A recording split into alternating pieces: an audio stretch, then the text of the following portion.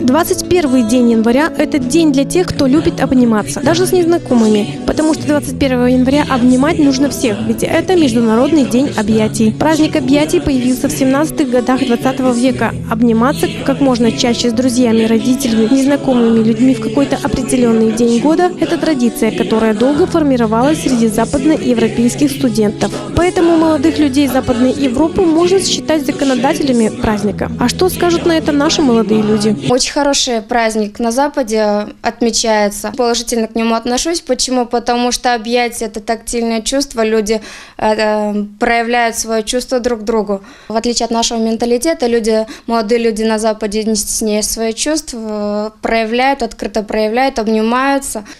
Хорошо, что есть объятия. Я думаю, если бы не было бы объятий, то люди бы потеряли бы много чего приятных моментов в жизни. Обнимайтесь на здоровье. Дети, которых в раннем детстве обнимали, способны любить. Тот, кто не получил в юном возрасте достаточной дозы объятий, оказывается неспособным на любовь. Он может также быть склонным к антиобщественным поступкам. Объятия – это очень важный элемент, который должны дети получать как минимум от родителей, а еще было бы лучше от друзей, еще от кого-то.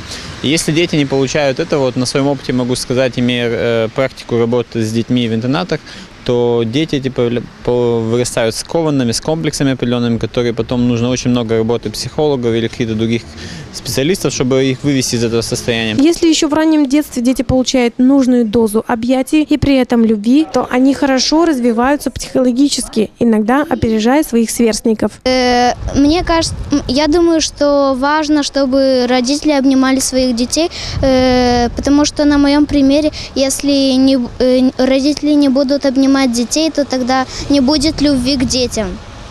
Научно доказано, что объятия повышают иммунитет, улучшают работу центральной нервной системы и даже повышают уровень гемоглобина в крови. Также они способствуют выработке гормона окситоцина, который отвечает за благожелательную настроенность к окружающим. Так что, дамы и господа, обнимайтесь на здоровье.